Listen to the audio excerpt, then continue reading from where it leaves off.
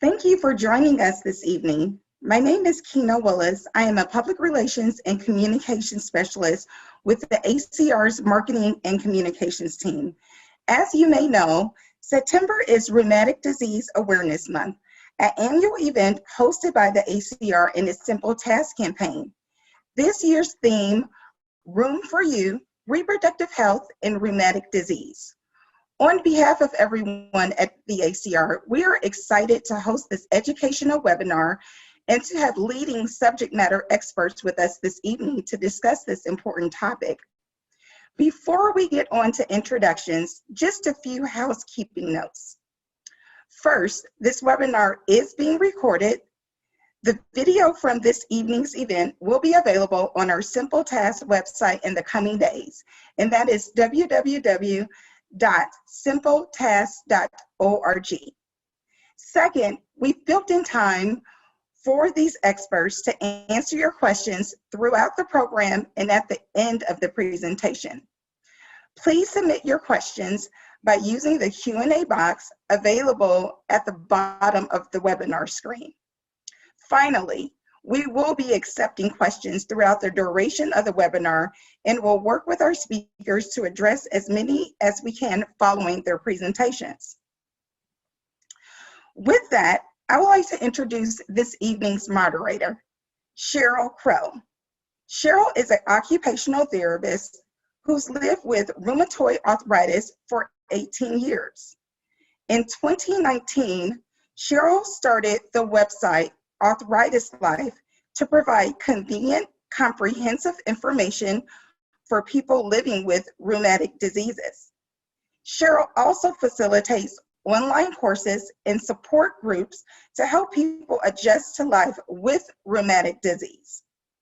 Most days, you can find Cheryl creating life hack videos, sharing patient stories on the Arthritis Life podcast, or spreading the word about ACT, Acceptance Commitment Therapy, ACT. Cheryl is also a member of the ACR's Communications and Marketing Committee, and her insights as both a patient and a healthcare professional have been invaluable to our work. Welcome, Cheryl, and thank you for moderating this evening's webinar. Thank you so much. And I forgot, I guess, to put in my bio that I am also a mom and I have a 7-year-old. So I have lived through some of the same questions and challenges that some of you might be facing in the audience right now. So just a little bit of a synopsis of what the goal is tonight. As Kina mentioned, the goal is to really support people who are family planning with rheumatic disease. So we want you to know that we understand that there is a high need for better information and better research in this area. And ACR, American College of Rheumatology, who's putting this on, has done a great job of putting forth some reproductive health guidelines, which some of this information is based on. And so what we really want to do tonight is simply make sure that we can provide accurate and trusted information for you all about family planning, pregnancy, and parenting. And those are 3 very separate, very large topics. So even though you might know this is 90 minutes, we're not even going to be able to deep dive on everything within those topics because there's so much. So the first, we're going to have 3 different segments. We're going to start, it's going to be in chronological order, essentially. So we're going to start with the family planning, thinking about how to grow your family, whether you want to pursue pregnancy. And then the second part is pregnancy. And the third part will be, once the baby's here, what are some tips for adjusting to the parenthood aspect? You might feel alone at times in your journey, but your rheumatology care team is there to support you. And for many people, a safe and healthy pregnancy and successful pregnancy is possible for the majority of people who wish to have a family with rheumatic disease. So hopefully we will help empower you with the best knowledge for how to achieve that goal, if that's your goal. So next I'm going to introduce our first 2 esteemed speakers on the topic of family planning. And the first is Dr. Lisa Samaritano. She is a professor of clinical medicine at Weill Cornell Medicine in New York and an attending physician at the Hospital for Special Surgery. Dr. Samaritano has extensive clinical and research expertise in reproductive health and rheumatic disease. In fact, I consider her claim to fame that she was the primary investigator and lead author for the ACR's 2020 guidelines on reproductive health and rheumatic disease, which I can say as a patient in a lot of these online support groups, those are often shared between patients. Like, make sure you know these guidelines, because unfortunately some doctors don't know the very latest research. And so it's just my little commentary on your bio. She also conducts reproductive health studies in collaboration with colleagues in the Rheumatology Reproductive Health Program at the Hospital for Special Surgery. So welcome. And I'm also just going to introduce our second speaker on this topic, Dr. Arthur Kavanagh.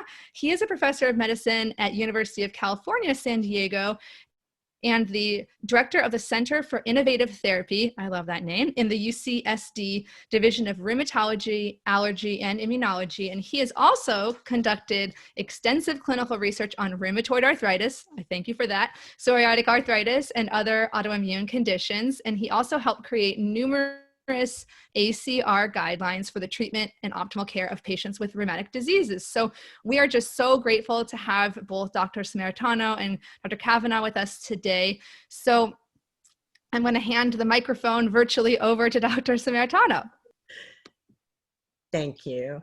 I am going to talk to you, of course, about family planning, and an important part of that is the issue of contraception and using effective contraception, as well as fertility issues, and then briefly talk about pre-pregnancy medication and other assessments. Dr. Close later in the program will discuss all of that in detail.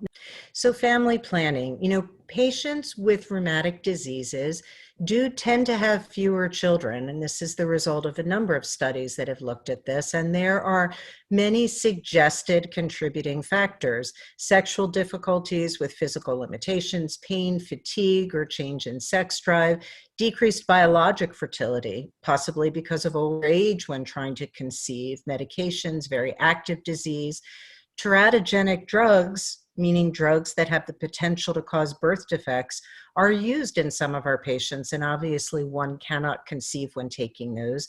Disease can impact pregnancy and increased risk of miscarriage in some patients, and conversely, pregnancy can have an impact on a rheumatic disease, for example, causing a flare. Finally, many patients have concerns about their ability to care for a child, or concerns about passing their rheumatic disease onto a child. Next slide. So for our patients with rheumatic diseases, in order to have a family, you really do need to do the planning. Most women with rheumatic diseases can have successful pregnancies, and most people with rheumatic diseases can have children if desired. And our goal in thinking about family planning is to plan for well-controlled disease on pregnancy-compatible medications with a pre-pregnancy evaluation to identify risks and make recommendations about monitoring and therapy. So contraception is obviously an important aspect of care for all women with rheumatic diseases who are at risk for pregnancy. So if your rheumatologist does not ask you about contraception, you should ask them. Family planning in general usually requires contraception, and safe use of some of our rheumatology medications also requires contraception. So pregnancy can be discouraged in some patients at certain times when one has very active rheumatic disease, or if someone has disease-related damage that can impart a really high risk for a woman to go through a pregnancy. Fortunately, that's quite rare. And then finally, the teratogenic medications that can cause birth defects. So contraception is a very important topic so that we can have some control over the timing of pregnancy. Now, when we talk about contraception, as you can see on this slide, there are many contraceptive methods that are widely varying, both in terms of how they work and also in terms of how effective they are. So I've highlighted here some of the more common types of contraception. Up at the top, you'll see the so-called LARC. LARC stands for long-acting reversible contraception, and that includes IUDs or devices that are implanted under the skin. Those are considered highly effective, and the risk of pregnancy when one is using that is less than 1 in 100 over the course of a year. I've circled a common form of contraception used, male condoms. They are less effective. The risk of pregnancy when using condoms is about 1 in 5 over the course of a year. And then finally, the combined estrogen, progestin, or progestin-only pills are somewhere in the middle, 1 in 10 or 1 in 20 pregnancies over the course of a year. So we recommend long-acting reversible contraceptives as our first-line contraception for all women with rheumatic diseases, including young women, adolescents. They are highly effective and very safe. So, as I mentioned, this includes IUDs, either a progestin-containing IUD or a copper one, or the progestin-containing implant. If someone is unable or reluctant to use one of these methods, estrogen, progestin pills, patch, or vaginal ring are safe and effective for most, but not all patients. Patients with antiphospholipid antibodies or very active SLE should avoid estrogen-containing contraceptives. Estrogen can increase risk of blood clots in predisposed women, and so is contraindicated for women with APL antibodies, which are known to increase one's risk of blood clots. The progesterone pill is safe and effective for all rheumatic disease patients. Barrier methods, as I mentioned, are less effective, but remember that condoms do offer some protection against sexually transmitted diseases. And then finally, emergency contraception, the over-the-counter progesterone pills, those are safe for all rheumatic disease patients, including those with antiphospholipid antibodies or active lupus. So this is just a quick summary of what I have been talking about in terms of different methods. And I want to just make a couple of points. So barrier methods, again, are easy and are much better than no method in terms of contraception. IUDs, very effective, stay in for 3 to 5 years. The progestin ones can decrease menstrual blood flow and cramps, and they're considered safe in patients taking immunosuppressives. There's no concern for increased risk of infection. The combined oral contraceptives, not okay for APL or active lupus, and progestin only are okay for most patients, although the injection form, DMPA, can decrease bone density and may increase risk of clotting. So what about fertility? When the time comes and one decides now is the time to plan on conceiving and starting a family, one is faced with concerns potentially about fertility. So 20% of all couples who are trying to conceive will encounter some difficulty. Fertility can be impacted by age, and that is the most important factor. Medications. Cyclophosphamide is a drug we don't use so much anymore, but it is the one drug we use that can cause premature ovarian failure.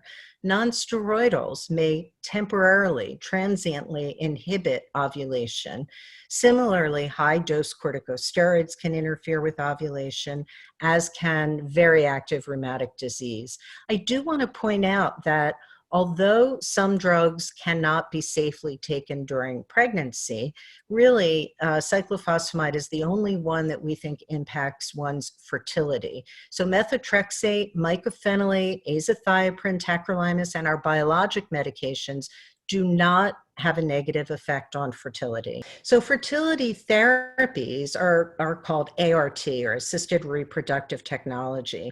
And these are more and more widely available to our patients. So one can have ovarian stimulation with or without in vitro fertilization, with then subsequent transfer of the embryo.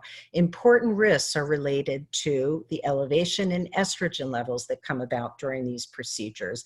And they include possibilities of blood clots in antiphospholipid patients or flare in lupus.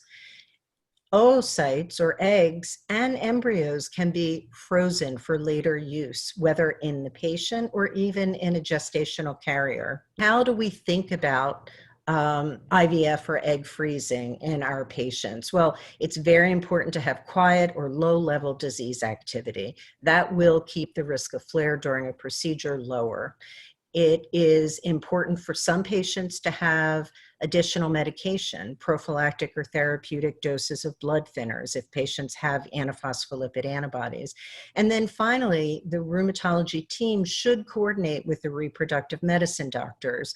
They can modify the ovarian stimulation protocol that will reduce the estrogen levels and hopefully reduce risk for flare or blood clots in patients with who are at risk for this.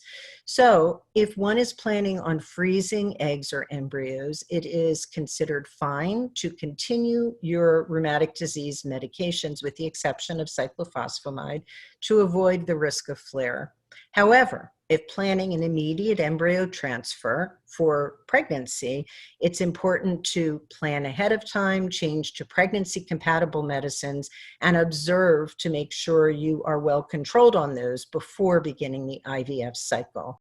And this is my last slide, which will sort of lead into the other speakers' talks.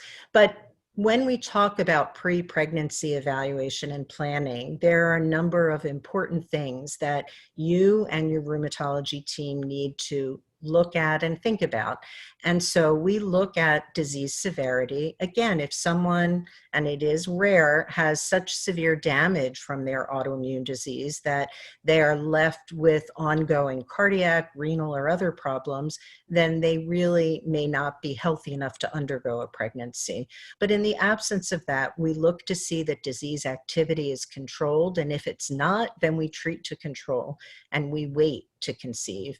Then we look at medications. Again, if they're not safe in pregnancy, we change them and we wait and watch.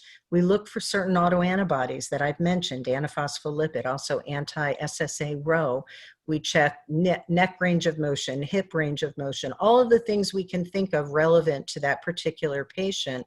And we look at this information and counsel the patient and her partner regarding the risks for their particular pregnancy and any recommendations, whether medication or increased monitoring. So I will end there and let Dr. Kavanaugh speak. He is going to look at male reproductive factors. All right, well, thank you very much to the organizers for having me, and thanks to Dr. Sammaritano for an awesome talk in a short period of time. So yeah, I'm going to talk about this reproductive health from a male standpoint. I know some people, when they think of that, they remember that old saying, when you think of a bacon and egg breakfast, the different role of the chicken and the pig. The chicken's involved, but the pig is committed. And certainly men are involved, though. And I think all of us, and we know in the clinic, that this question comes up an awful lot. And there are some data now just emerging. This has been an area that really haven't paid a lot of attention to for a long period of time. There's a really nice analysis that came out of the Netherlands that looked specifically at fertility issues among men with inflammatory arthritis. And they found quite clearly that if you have inflammatory arthritis and if you have it active, and especially if it's active during what they consider the peak reproductive years in general, 30 to 40 years of age, that men with inflammatory arthritis had fewer children than the general population. They had fewer children than those who developed arthritis later in their lives. And most importantly, I think to me, was they had fewer children than they desired. And this speaks to the importance of reproductive health, certainly from the male standpoint as well. Some of the considerations are going to be, I think, very similar to what you heard from Dr. Sammaritano. The best thing for a healthy family to have a plan for having a baby is healthy parents, and that includes the male. There are definitely interferences, if you will, with aspects of sexual health that relate to the presence of inflammatory arthritis. And as with many of the conditions associated with inflammatory arthritis, we think of these being better if the disease activity can be controlled. So that's a really crucial task for men as they begin to think about family planning. What about certain medications? This question comes up a fair amount. Now, there's a little bit less worry on some medications than there are for women, but there's also a great deal of unknown and things that we just don't have enough information about. Certainly medications that would interfere with sperm production or introduce errors, mutagenesis, things that you would certainly not want when you're considering having a family. Those medicines would be, say, the chemotherapeutic agents, of which the most commonly used in rheumatologic diseases is probably cyclophosphamide. So that's a no-no for consideration of family planning. If you have a disease that requires that, then of course men have an option for preserving their sperm. You can do this either before having to use such a medication or at a good enough time after the use of medication, which can cause mutagenesis or teratogenesis, bad things to the developing embryo. Other medications, there's some that we feel that we can just recommend and say that these should be considered. Part of that is that you want a healthy dad. You want a healthy dad who is going to have the best chance at performing well and being healthy and there to support, and that's going to be important. So treating inflammatory arthritis and other rheumatic diseases is important. And most medicines we actually recommend when we do the reproductive health guidelines, most of the common ones we said we should say you should continue these with the idea that you can control the disease. Two things come up that are worth speaking about separately. One is methotrexate. Methotrexate has a very old package insert, and in the package insert from many years ago, it recommended that men not consider trying to have a baby while the men were taking methotrexate. Interestingly, didn't say anything in that old package insert about women. We looked at this a lot, and there's really no evidence that methotrexate causes mutagenesis or teratogenesis, so it doesn't have a very detrimental effect on the developing fetus. So we recommended that with the idea of controlling the disease, that men continue that. Sulfasalazine is a medicine that can have an impact on sperm counts, but there too, there's no evidence about doing bad things. Spermatogenesis may be decreased, but no teratogenicity. So with that, we recommend talking with your doctor, continuing treatment with it, unless there's difficulty with pregnancy. And then, of course, analyzing the sperm count would be something that would be very commonly done. So from a family planning standpoint, it's important from a male perspective as well. Control your disease and certainly talk with your rheumatologist. Thank you. Thank you so much to both Dr. Kavanaugh and Dr. Samaritano. We do have a couple questions from the audience and one that was submitted ahead of time. The first one I wanted to ask actually is for Dr. Kavanaugh, as long as you still have your screen, your video up. For people who are listening and they might not be ready to be parents now, but they know they want to in the future, what can they do now to put themselves in a better position when they do try to start conceiving? Well, I think, first of all, that question is a great setup, because that's what we would love our patients to do, and that is plan, as Dr. Samaritano said. And the more in advance you plan, the better. And we know quite a number of pregnancies are unplanned. A large number of them, not unwanted necessarily, but unplanned. In the planning stages, I would say the two things I would say would be most important to go over the medications and make sure there's not something that should not be used, because that feeds into the second, which is you want the disease under as good control as you possibly can have it. And that's super important. The longer you're healthy, I think the better it is. And we do have two more live questions from people currently in the audience. Bailey's wondering, saying that their OB recommended that because they have arthritis, they should take the pill instead of an IUD. Now, you can't obviously speak to one patient right now, medical advice-wise, but in general, are there general recommendations of the pill versus IUD, or is it a case-by-case decision? You know, we generally recommend the IUD because it is more effective. It is, you know, I mean, less than one pregnancy in 100. It's interesting, though, that you bring up the diet. So for many years, there has been this thought that perhaps taking the pill might be good for patients with rheumatoid arthritis, that it would in some way lower their disease activity. And I think that's related to the fact that so many women with rheumatoid arthritis have, a pregnancy-induced remission of their disease during pregnancy. And I've had patients myself who do feel that being on a birth control pill somehow makes them feel better in terms of their arthritis symptoms. So I think that, yeah, it's definitely a very individual decision. We start by suggesting the IUD just because it is more effective and it's easier. Once it's placed, it stays in place for 3 to 5 years.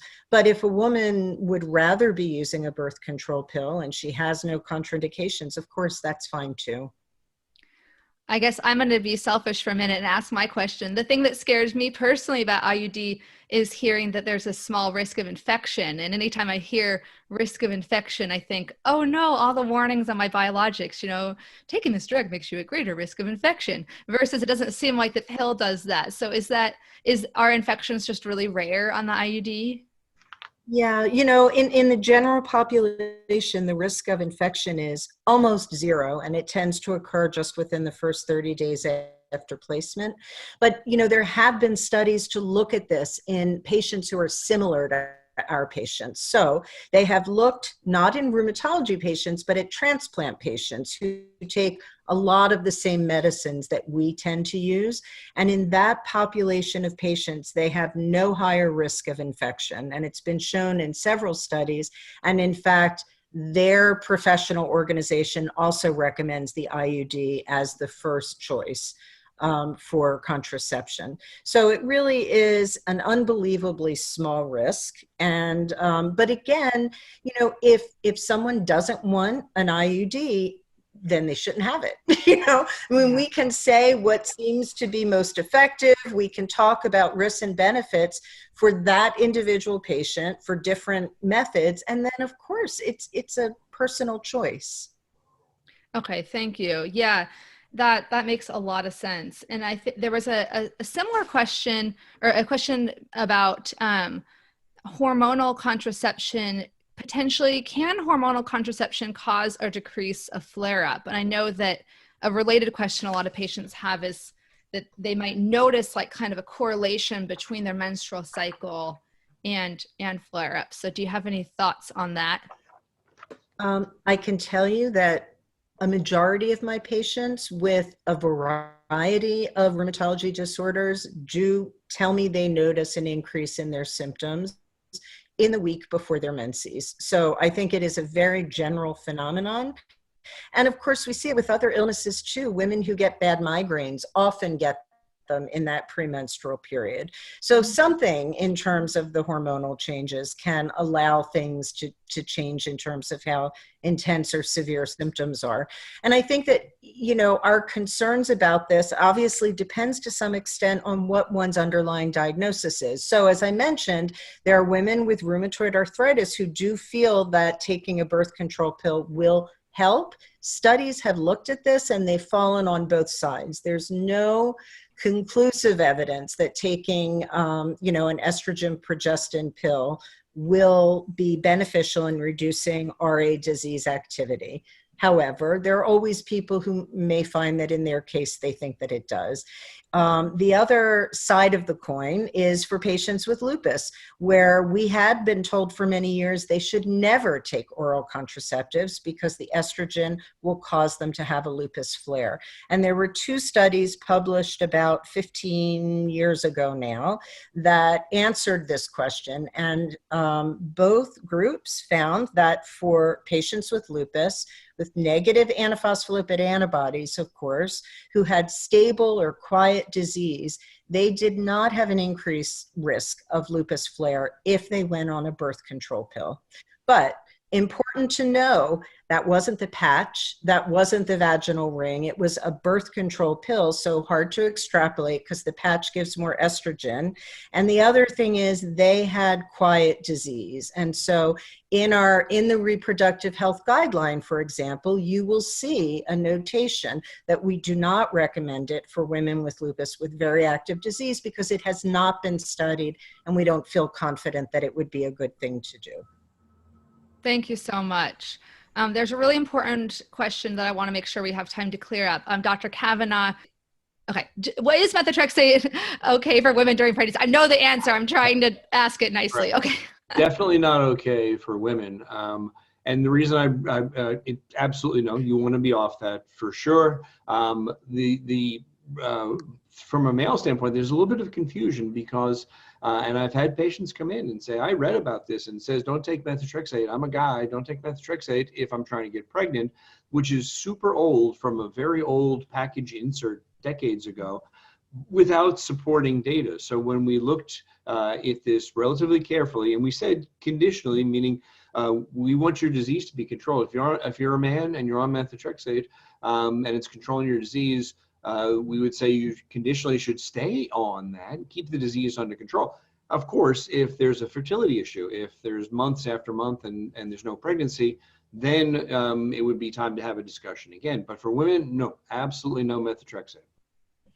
Thank you. Yeah, I know that our next section is planning on the pregnancy section is definitely going to emphasize. I know that's a common question: which medications are okay, which aren't.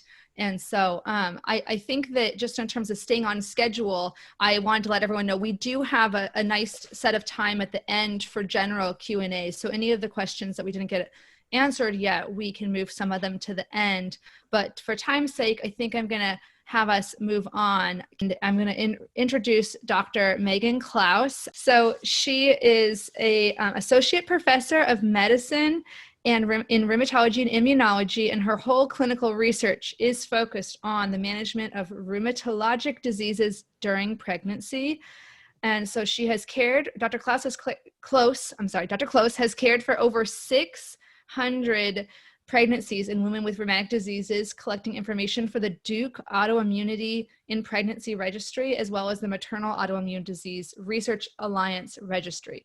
This is where your doctor's research comes from. You know, when they say, well, the research shows this, it's from these doctors and researchers tirelessly working on this and in conjunction with patients as well.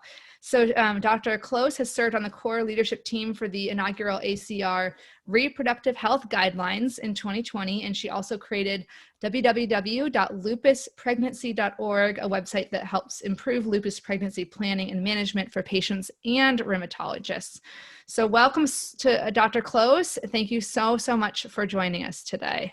Mm-hmm. Thank you so much for the invitation and for having me here. I apologize for getting us out of chronological order. As a parent, sometimes children get in the way of our schedules, and that is what happened to me this evening. All right, these are my disclosures. And now we're going to jump into pregnancy. So I'm going to, since I don't have, the hour and a half that it takes to get through all of the pregnancy information, I just want to leave you with a couple of really key factors that I think can help women with rheumatic disease have the safest pregnancies that are possible. So I think that one key thing that I want to make clear is that as a woman living with rheumatic disease, you do actually have some control over how your pregnancy goes.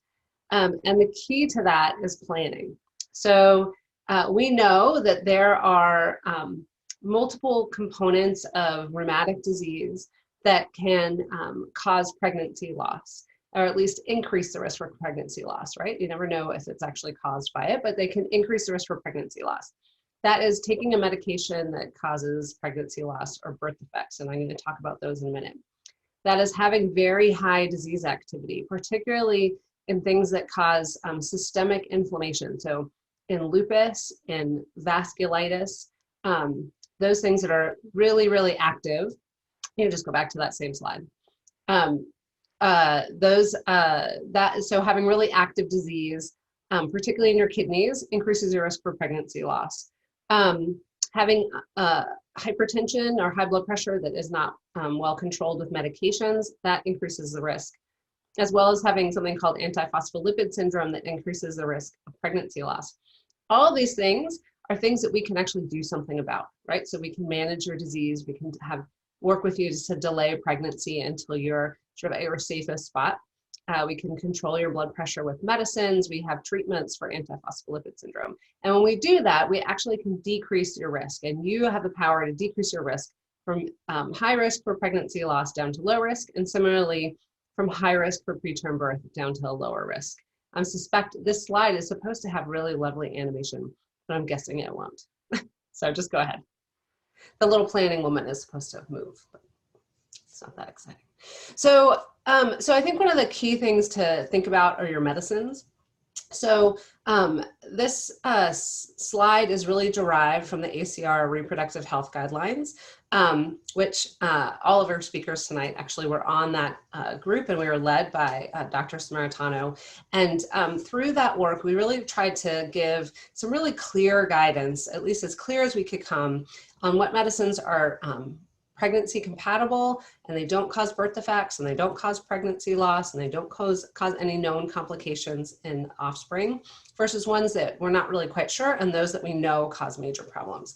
So the medicines that we consider pregnancy compatible are here. I'm not going to read through every single one. Well, I just will. Hydroxychloroquine, sulfasalazine, azathioprine, cyclosporin, tacrolimus, colchicine, all of the TNF inhibitors, and prednisone are all considered pregnancy compatible. There is data for all of those showing that they are safe in pregnancy. And my view and all of our data really suggests that taking one of these medications, if it controls your disease, gives you a better chance at having a live birth, and as well as having a baby delivered at term all the way to their due date or close to their due date. So continuing these medicines is essential, and of the well more than 600 pregnancies now that I've managed, probably 90 to 95% of my patients are prescribed a medicine on this list. Prednisone is on here, and I suspect it's a medicine that almost everybody here is familiar with and has, I suspect, many a love-hate relationship with it. In pregnancy, I also have a love-hate relationship with it. There is data suggesting that it increases the risk for early deliveries and preterm birth. And so I really try to control disease with one of these other medicines on the pregnancy compatible list, and use prednisone sort of as like a crisis management. So, oh, this isn't working anymore. Now you're flaring. Now you get some prednisone, but as low a dose as we can get away with for a shorter period of time. There's medicines on the caution list. So I have biologics beyond TNF inhibitors. That's basically almost any medicine that you inject into yourself, on a weekly or monthly basis, other than a TNF inhibitor like certolizumab or adalimumab and so on. So you should ask your doctor and make sure, if you're not sure what kind of medicine you're on. If you're on anything beyond the TNF inhibitors, we really have very limited data right now on the safety of those in pregnancy. So I think that needs to be done with caution and a lot of discussions with all of your doctors. And then you might end up taking it, but you're sort of in an unknown land at that point. Leflutamide is a medicine that's been around for quite a while. We wash it out before you get pregnant so it doesn't cause problems in pregnancy. And then there's the new small molecules. These are the oral medications that are new to the market. And again, we have almost no data on those. NSAIDs like ibuprofen go in this category, and I always recommend just talking to your obstetrician about those medicines. And then we have the teratogenic medicines. Those are medicines that cause birth defects. Those are the ones that your doctor will very likely have told you that, you can't get pregnant on them, or you shouldn't get pregnant on them. Note, when they say you can't get pregnant on them, what they mean is you shouldn't get pregnant on them, not that you can't. None of these medicines, mycophenolate or methotrexate or thalidomide, will cause infertility and prevent you from getting pregnant. Cyclophosphamide, after a lot of use and over a longer period of time, might make it harder to get pregnant. But the other ones do nothing to your fertility. They just make it so that if you do get pregnant on them, you have about a 40% chance of pregnancy loss and a higher rate of having a birth defect. In particular, mycophenolate or Sept, which is a medicine we use a lot for patients with lupus, for example, because up to 1 out of 4 babies that are born alive after exposure will have a major birth defect. Methotrexate, which a lot of people take for rheumatoid arthritis and other forms of arthritis, is also something we don't want you to get pregnant on because it does increase the risk of pregnancy loss. It does also increase the risk of birth defects. So in the general population, we think birth defects happen in about 3% of all babies that are born, whether exposed to a medicine or not. And with methotrexate, it's probably somewhere closer to 6 to 8% will have a birth defect. So it's higher than we would like it to be, but it also means that a lot of babies are going to be born healthy. So my recommendation, actually go back 1 second, is that you work with your doctors to move, if you're on some of these medicines that cause birth defects or in the caution range, work with your doctors to move over to the pregnancy compatible medicines before you get pregnant. Okay, now the next slide. So lactation, I think it's really important to know that you do not have to choose between your own body and your baby. You just don't. Almost every one of our medications is compatible with breastfeeding with almost no transfer, very, very low levels of transfer of almost every single one of our medicines, right? And actually the ones on the caution list and the worrisome list, we don't have a ton of data for. On caution, I personally am comfortable having women use those medicines in breastfeeding with some discussion.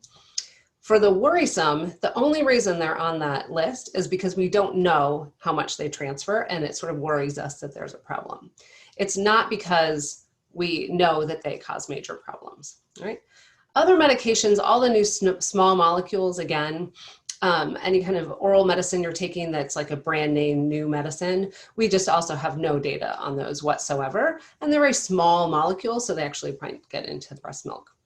Biologics beyond TNF inhibitors, those are all the things like Actemra and Orencia and all these other injectables beyond a TNF inhibitor are huge molecules, and they just will not get into breast milk in any kind of sizable amount that would be harmful to a baby.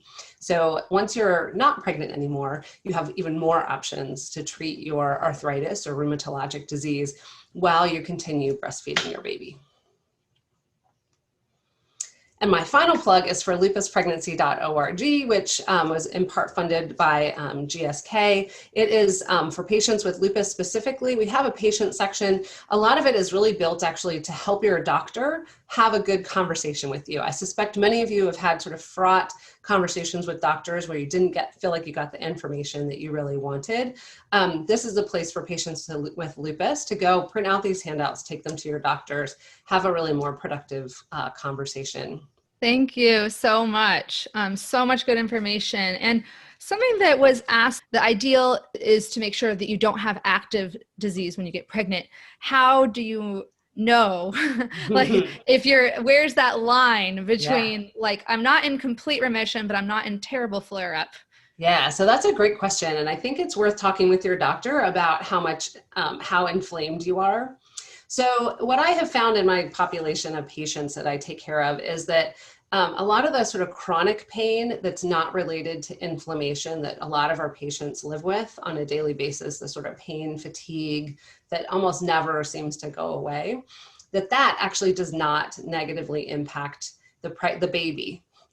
It makes pregnancy sometimes quite unpleasant, but it doesn't actually lead to problems in the baby. It's really more internal organ involvement and inflammation.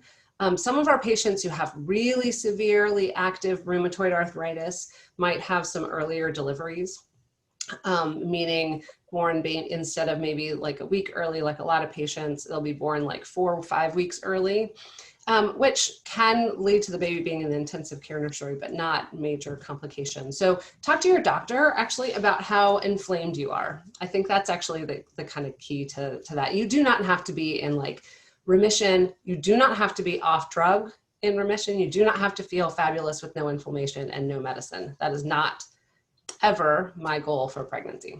I think for any of the panelists, what is the official likelihood if you have rheumatoid arthritis of passing it along to your child? I don't know the exact answer, but it's very, very low. I would say that it is, well, you know, a couple % maximum, I think. What is the actual answer? If the population prevalence of rheumatoid arthritis is, it's say 1%, it's 0.8. If the passing it to your child, it becomes 5%. So you could look at that two ways. If you're a glass empty person, you'd say, oh my God, it's 5 times. Or you could say there's a 95% chance they won't. Yeah. That's how I chose to look at it when my doctor told me that. I was like, oh, good, pretty unlikely. Yeah, I mean, still, again, all of your feelings are valid about this information.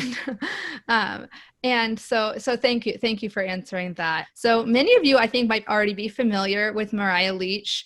I have the pleasure of meeting her in person before, but she is a writer, a patient advocate, and a mother of 3 living with rheumatoid arthritis. And you know, when she learned firsthand the challenges of being pregnant and being a mother while managing a chronic illness, in 2015, she launched Mamas Facing Forward, an online community providing resources and encouragement and support for moms and moms-to-be living with any chronic illness, not just rheumatic disease. But the majority of people do have some sort of rheumatic disease in that group. I found that group postpartum, which was great. I wish I had found it before.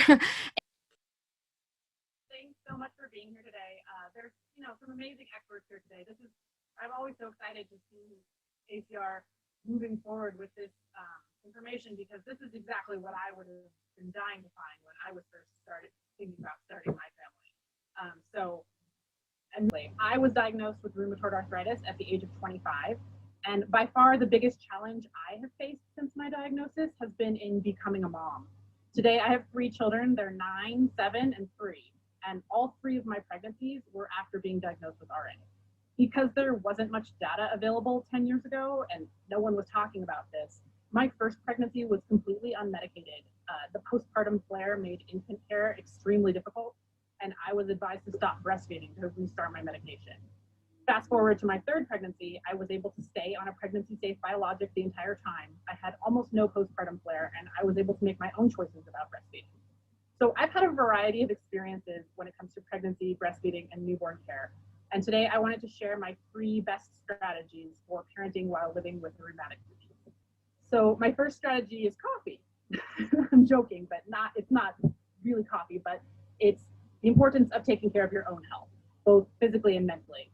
Finding time for this should be a priority for any parent, but it's particularly important for parents who are living with rheumatic diseases. If you don't take care of yourself, you won't be able to take care of anybody else. I'm sure most of you have heard the oxygen mask metaphor, you know, put on your own mask before you can help someone else.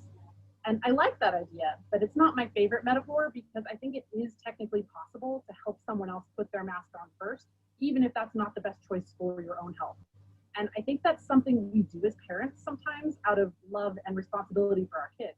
You know, there have definitely been times where I've put my kids' needs above my own, and the result is generally negative for all of us. So my favorite metaphor for remembering how important it is to take care of myself is you can't pour from an empty cup. It isn't physically possible. If your cup is empty, you have to take the time and effort to fill it up before you can possibly share with anybody else. And you shouldn't feel guilty about setting aside time to take care of your health or your mental health. Taking care of yourself is taking care of your family. And I think it's actually really important to model self-care for our kids so that one day they know how to take care of themselves too, and that everyone in the family has needs. So we talked about family planning in the first section. I'm talking about, I also think planning is important. Plan for baby's arrival. So even though flares can be unexpected, if you start doing some planning during times when you feel a little bit better, you can make things much easier on yourself if you end up needing to parent with more pain or less energy. Planning is especially important for bringing home a newborn, which is challenging for any new parent, but can be especially difficult for moms who might have a postpartum flare of their disease. So making some preparations before baby arrives can make this transition a lot easier. Here are some key things to consider before your baby is born. Have a plan in place with your rheumatologist. Just as important as it was to make that plan before getting pregnant, have a plan for how you're going to deal with your health after pregnancy. How will you check in with your doctor postpartum? Phone, email? When will the check-ins happen? What medications are you comfortable taking, especially if you're planning to breastfeed? What's the plan if your disease goes into a bad postpartum flare? You know, if you have a plan in advance with your doctor, you can act quickly to activate your plan if you need to. Prepare your house. Where will your baby sleep? You may want to consider having your baby in your room for the first few months to make nighttime feeding easier. Make sure you have lots of options for putting baby down spread through your house, bouncers or bassinets or pack-and-plays. So there's always somewhere safe to put baby if you get tired or experience pain. You'll also be changing a zillion diapers, especially at first. So think about the ergonomics of your changing station. And if you live in a house with multiple stories, think about setting up a changing station on each floor, which I didn't think of the first time around and was carrying my baby up the stairs every time I needed to change him. If you can, schedule some help. Everybody needs help after having a baby, but moms with rheumatic disease may need a bit more. So anything you can plan to take pressure off yourself is a good idea. Are any of the grandparents available? Can you ask a friend to set up a meal train? Can you fill your freezer with meals in advance? And this is especially important. If help is available to you, try to save some of it for when the baby is about 6 or 7 weeks old. I think people often want to help right when the baby is born, but if you're going to have a postpartum flare, it's probably going to happen 6 to 8 weeks out. And that's right about the time that help that's offered right at the beginning starts to dry up. So you can plan for that by asking for help during that period. Lastly, you want to research, buy, assemble, test your baby gear in advance. There's so much baby gear out there, it can be really overwhelming. So you want to try to select the gear as thoughtfully as you can and try it in advance. How much does it weigh? Can you lift it? How easy is it for you to operate? Can you work the buckles? Is it easy to fold and unfold? How easy is it to clean? Because it will definitely be covered in something disgusting, guaranteed. So now I'd like to share a few of my favorite baby items. Like I said, baby gear is a really personal thing. Like what works for me might not necessarily work for you. But I wanted to share a few of my favorite baby gear items so that you can have an idea that these things exist. So let's start with zippers. Those teeny tiny snaps that they put on baby clothes can be so hard to operate if you have trouble with arthritis in your hands.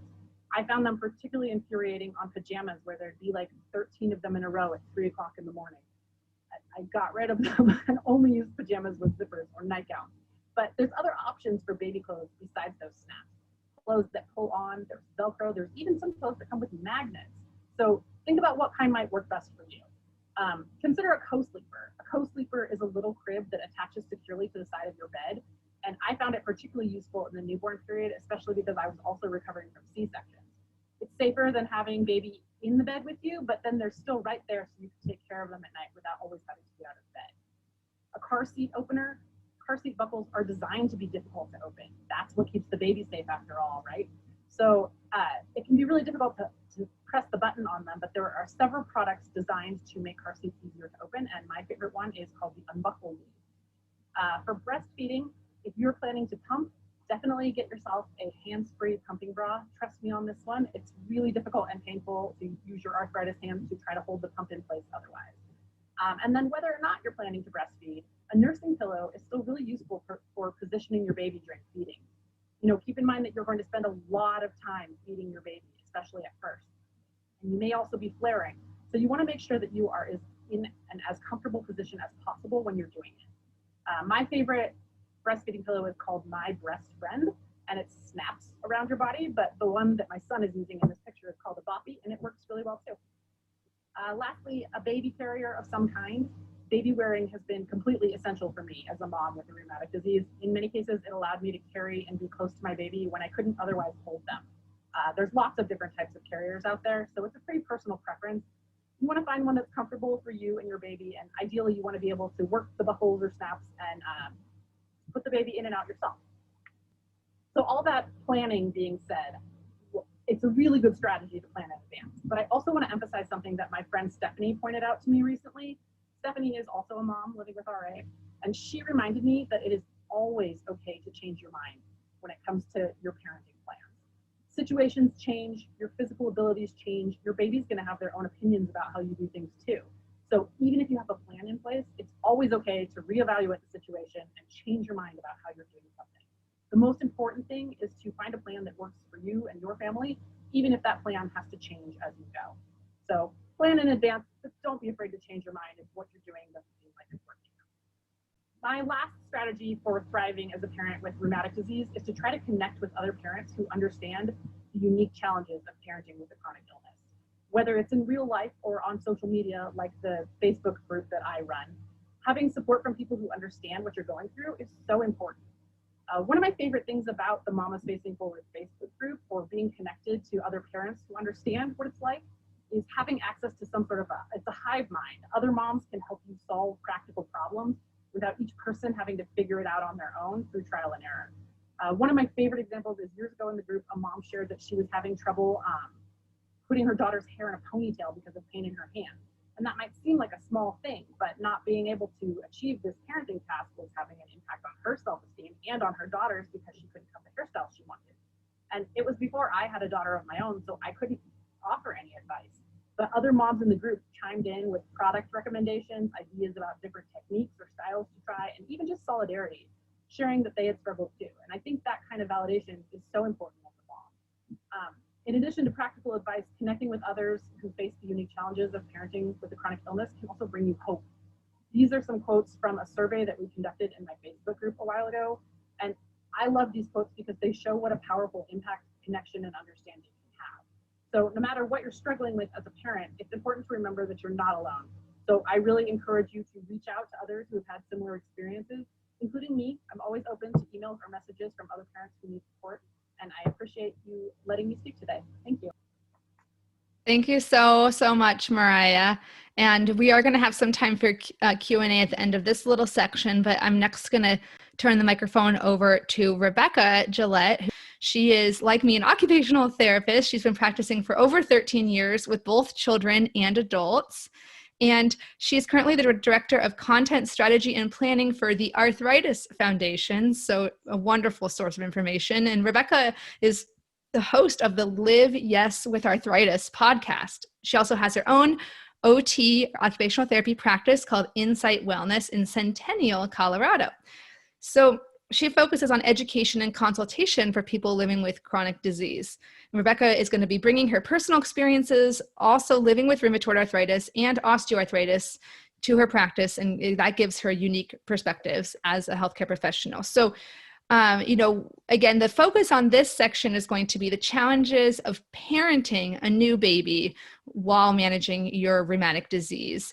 Good evening, everybody. Thanks for joining us. I just want to give a little bit background about myself as well. I am, like Cheryl said, I work at the Arthritis Foundation. I am a patient just like you.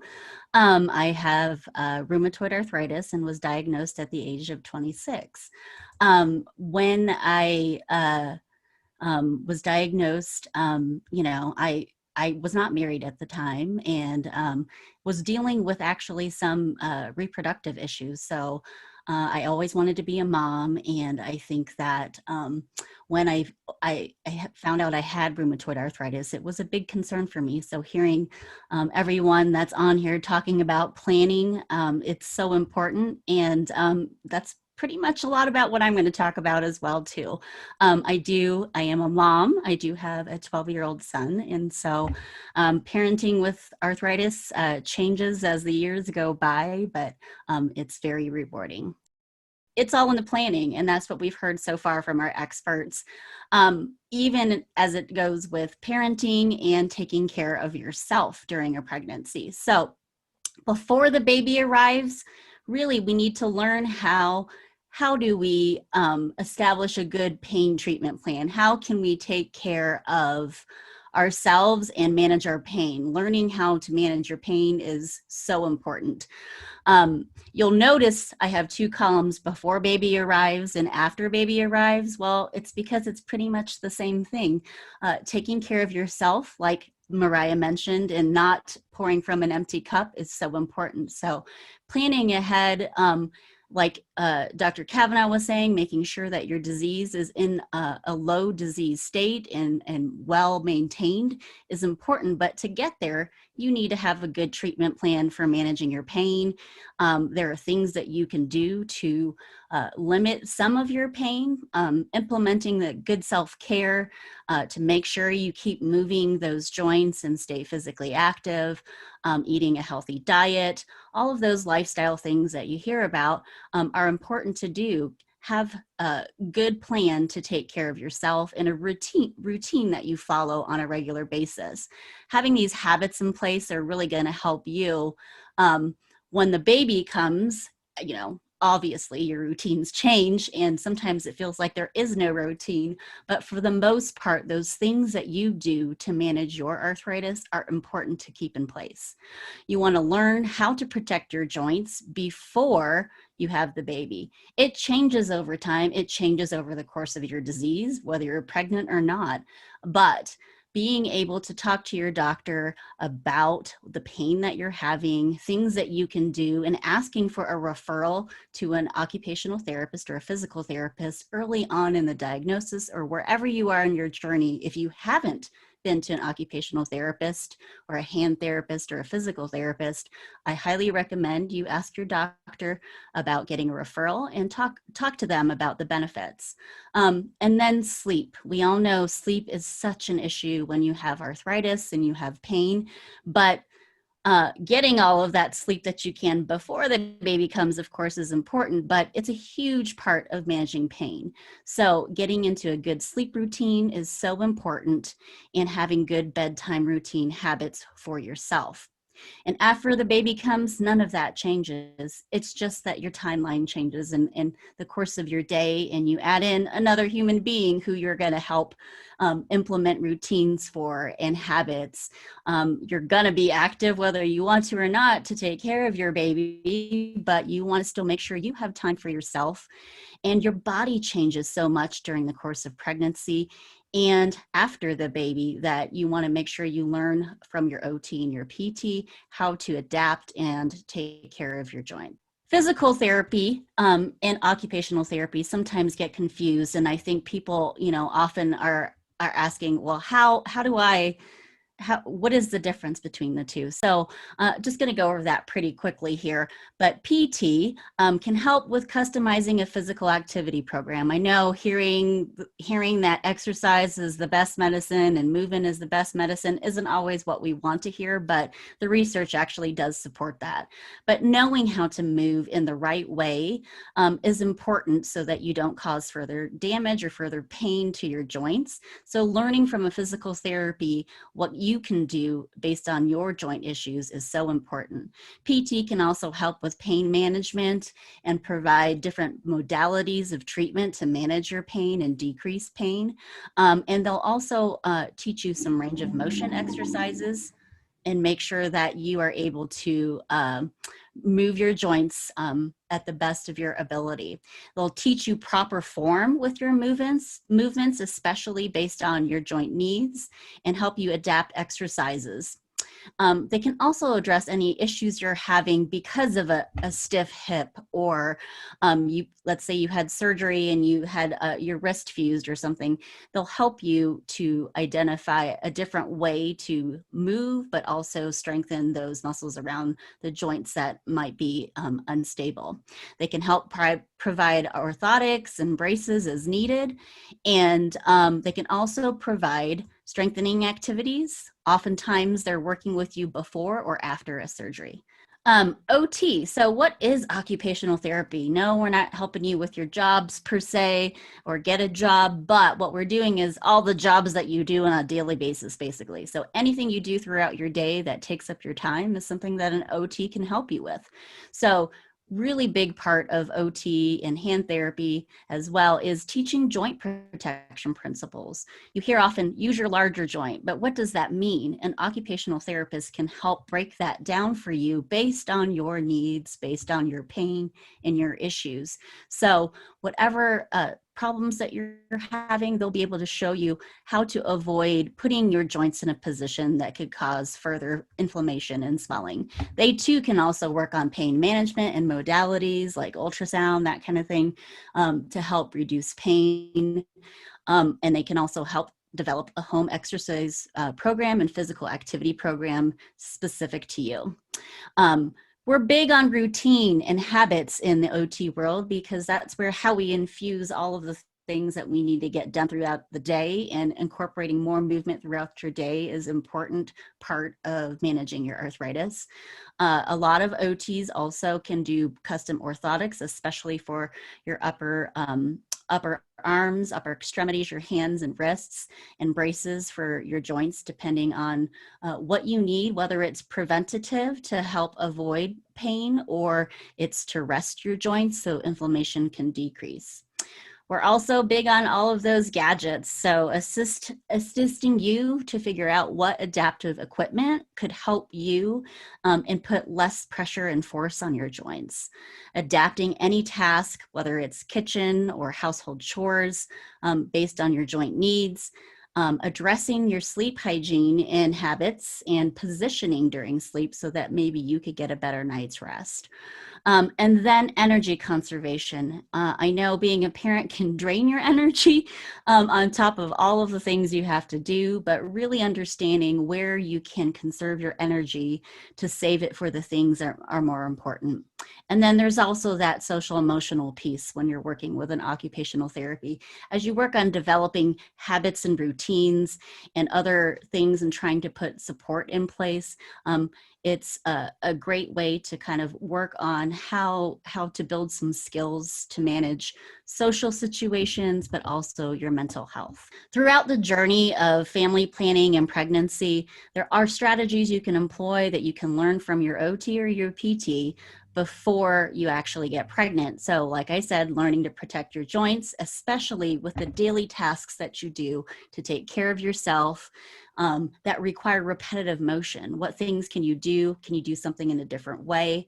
And then establishing that physical activity routine that is so important to managing your pain and your arthritis. Knowing how to manage a flare. So if you're having a flare, should you use cold? Should you use heat, rest? What's the best treatment for you? And knowing what tool in your toolbox that you need to access. So you want to spread out activities throughout your day and your chores all the time, whether you have a baby or not yet. And that's a good way to conserve your energy. But again, like I said, addressing sleep issues and habits before. Next slide. Joint protection during pregnancy, you're really going to reevaluate everything when you become pregnant. Your whole body changes so fast and so much. If you think about it, as your belly grows, your center of gravity changes too. So how you perform different daily tasks are going to change a lot. And how is that going to affect your joints, especially some of those larger joints bearing more weight? So another visit back to the OT or PT might be warranted. And OTs might be able to help you figure out, as you're planning and buying products like Mariah was talking about for baby, some things that might make it easier postpartum. Plan out that baby prep and give yourself time to finish. Don't leave it to the last month or two when you're going to be, lugging around more weight and you're going to be a little bit more tired. Try planning some of that out and spreading out all of the tasks you need to do to prepare for baby and get yourself organized into what your routine could be.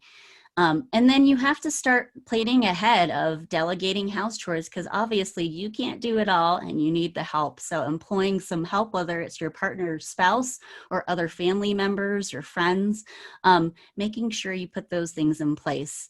And most of all, listen to your body and rest during that pregnancy. Next slide. After the baby arrives, it's tough. We all know parenting is probably one of the hardest jobs in the world, but it takes a village, as they say, right? So delegating, dividing, and to conquer your chores are really important. So I think it's important that you ask for help. I know sometimes it's hard, but you're gonna need the help. So designate somebody to help with a feeding. So maybe you can actually put together more hours of sleep. So if you do plan to nurse and pump, then you have the opportunity to have somebody do a bottle feed while you can get some sleep. wearing braces. If you see, that's me with my son feeding him his first Thanksgiving dinner, and I'm wearing my wrist brace that I lived in basically for 2.5 years while I was pregnant and after he was born, because I had some issues with my wrists postpartum. But wearing those braces, that was more of a preventative measure because you're constantly moving that wrist and it would flare if I didn't wear it. So it was a preventative measure to avoid trying to get further pain and swelling in my wrists. So get the gadgets, the adaptive equipment. Mariah shared some great things that are out there, and some of those mom groups like Mariah's have such great ideas for people. Visit that OT and PT. A lot of women end up having issues sometimes with their wrists postpartum and some swelling just because of all that repetitive motion that you're doing with your hands. And it's important to make sure that you have the proper orthotics and braces to let your hands and wrists rest. Ask for that help, rest, and enjoy those moments because the laundry can wait. When I talk about divide and conquer, I wanted to really kind of share this, especially for those who maybe are starting out family planning or don't have any kids yet. It's communication is key, right? Communication is key. Planning is key. You got to let your family know that, you know, I need help. I really need to find time in the day where I can put together 5 hours of straight sleep. I need to really find time where I can go on a walk because it makes my arthritis feel better. I need a break. So establishing a communication plan with your family is a great thing to do, and your partner, spouse, or loved one. I call it a help pain scale. So one of the things that I like to tell people is on a scale of 1 to 10, you share with your family where you are in your pain level and what your experience is that day. And these levels, like 1 to 2, I'm fine. I can do my usual things. But if I'm at a 7 to 8, guess what, family? You're on your own. I need help. My pain is too much and I need to rest. But putting those numbers up on the dry erase board and sharing that is a great way to help have other people in the family and in the house know that you need some help, and regularly communicating that with them and creating a daily chore schedule so that you can assign some of those tasks that are a little hard for you to do to others.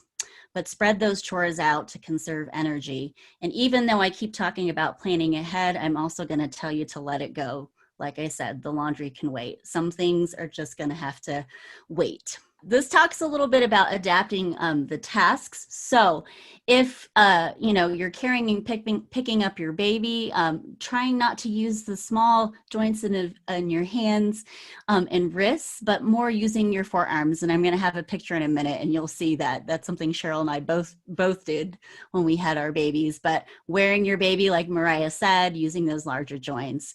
With breastfeeding, if you're going to do that, one of the things that I employed a lot was I actually fed lying down. And there was also another position that my lactation specialist showed me, and it was called the football hold, that you might look up and ask about if you get to that point. But using props, and like Mariah said, some of those nursing pillows are great and fantastic, and I highly recommend them because you don't want to, you stay in that position for so long for feeding that you can cause more stress on your joints. Bathing and dressing, you really want to think about doing something at counter height while you can and they're still small. Using a stool or a chair if you're next to the tub. And then, like Mariah was talking about, those dressing fasteners, find Velcro or zippers that are easier to do. Infant carriers and car seats. So, you got to shop around for those that are, the most lightweight and safe, of course, but making sure that it's something that you can carry. And then leave that carrier in the car while you can. So as an OT who did work in early intervention, I know we get stuck on carrying our babies in those carriers, but guess what? It is not great for our body, whether you're healthy or not. How it puts your body out of whack, carrying that extra weight is just not good for the biomechanics of your body and how it functions. So definitely not great for your joints. It's actually better for the baby if you're carrying them, because they're having to work their core and strengthen their body and able to use their senses more. Adaptive tools are important for carriers and car seats. And then with feeding, there's lots of things you could do ahead of time to adapt that task. Prep when you're feeling better, freeze meals ahead of time. Using larger built up handles and grasps is important, and utilizing some of that adaptive equipment. So if you could see in some of these pictures, Mariah and I are both, she's showing the one picture of her carrying her son with her hands. And I think in that one she was doing, this is the way you want to try to avoid, but carrying closer to your body. But both of us are using our forearms in these pictures versus using the small joints in our fingers and our wrists. That picture with me with a blue orthotic brace on, that's a resting splint. I ended up having 2 wrist surgeries when my son was that small. But the importance of having that was a resting splint that helped to keep my joints in a neutral position to decrease inflammation. Parenting is all about balance, right? And boy, is it hard to find it.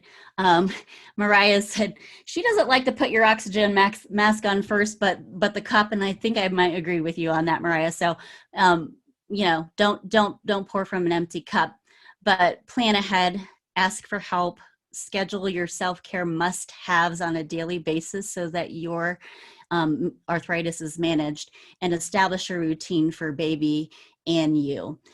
I just have this in here. I know most of you are probably on here about family planning and pregnancy, but if by chance you're on here and you have a child with rheumatic disease, there's some resources on here for you. The Arthritis Foundation does have a book called Raising a Child with Arthritis.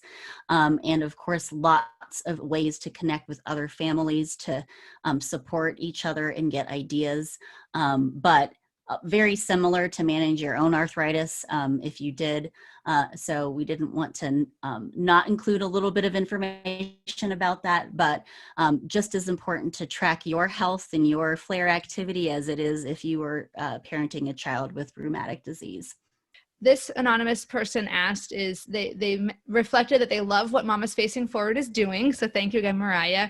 And she's wondering about, you know, if anyone is going to address parents who've miscarried while facing rheumatic disease. And it's a lonely, isolating world. You know, often people speak around you.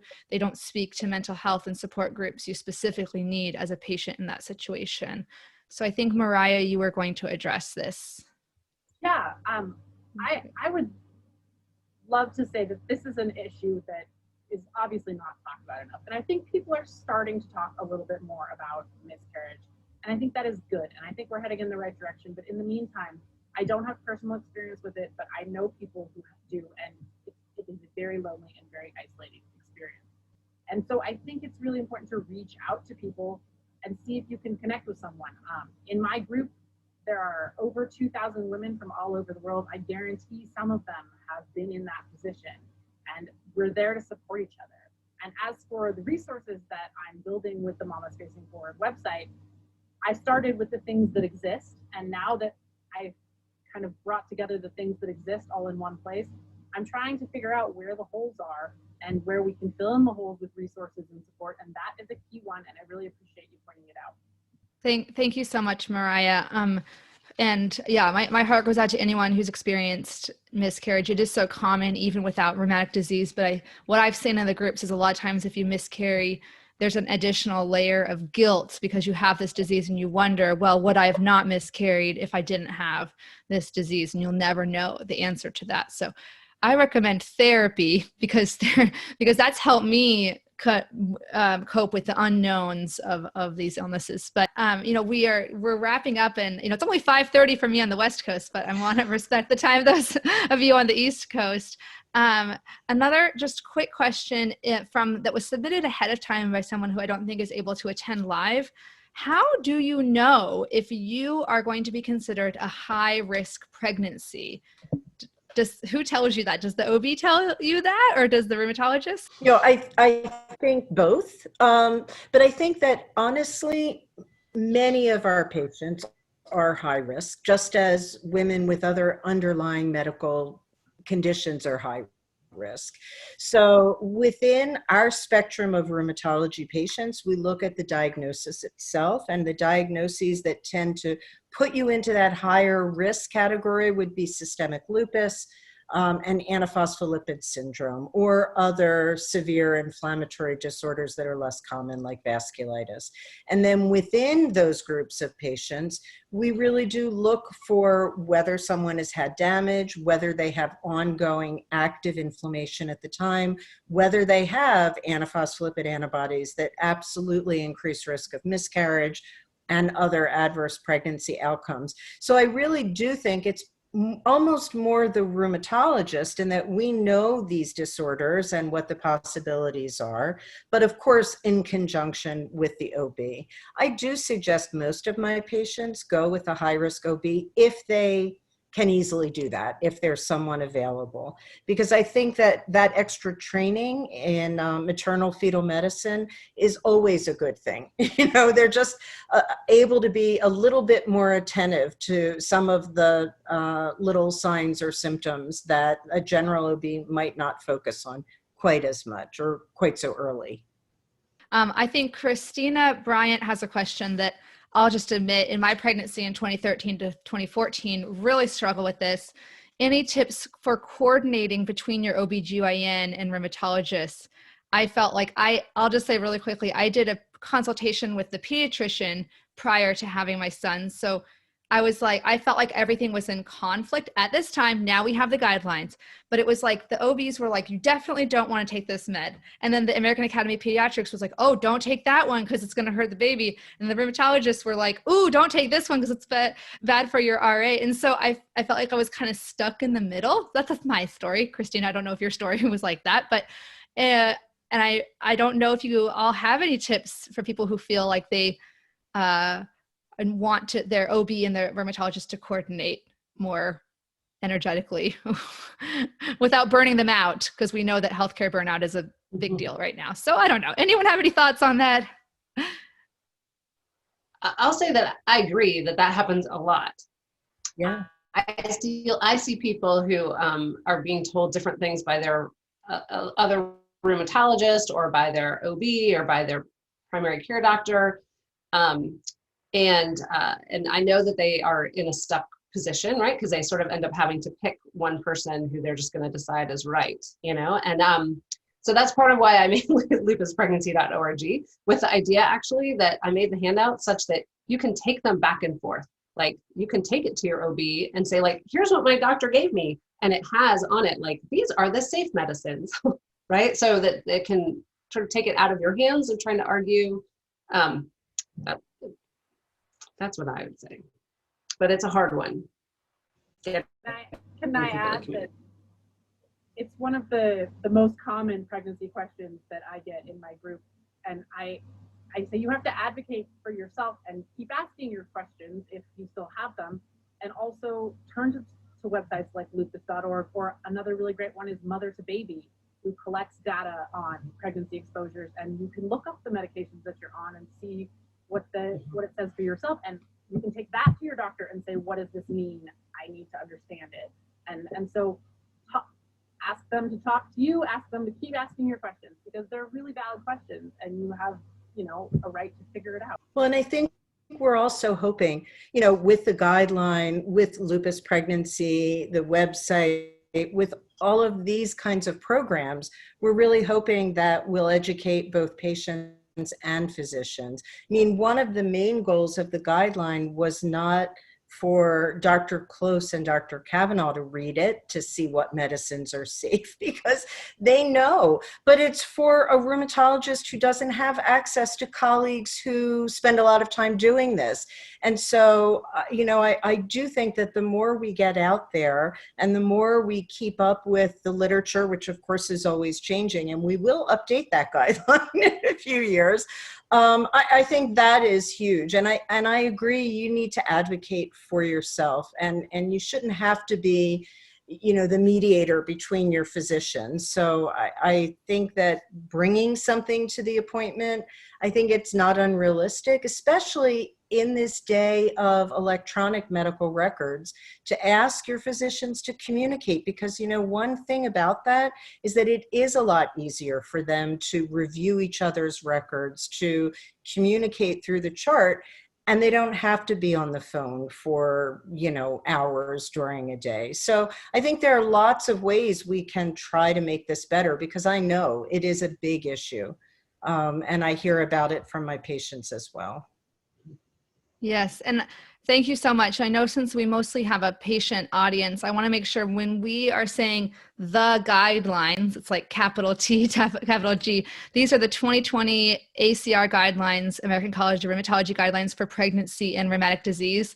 Honestly, when I saved them, but also I just Google it whenever I need to find it, and it's the first result that comes up. If you Google ACR 2020 guidelines for pregnancy and rheumatic disease, and I really second what Dr. Close and Dr. Samaritano and Mariah said, if you print something out or email it to your doctor ahead of time that says, you know, here's all this research, all these doctors and health people contributed to it, and this is the guideline now, it's helpful because, you know, yes, it was finalized in 2020, and obviously 2020, 2021 has been a quite hectic time in healthcare. So we can't expect realistically everyone knows everything all the time. So I'm getting word that you're also going to have a resource guide that will be emailed to you, to everyone who registered for this event, that includes a link to the guidelines. That's wonderful. So I'm happy to say some concluding words. Kina, I'm not sure if you wanted to say anything else, but thank you all so much for your attendance. I really think this is just such a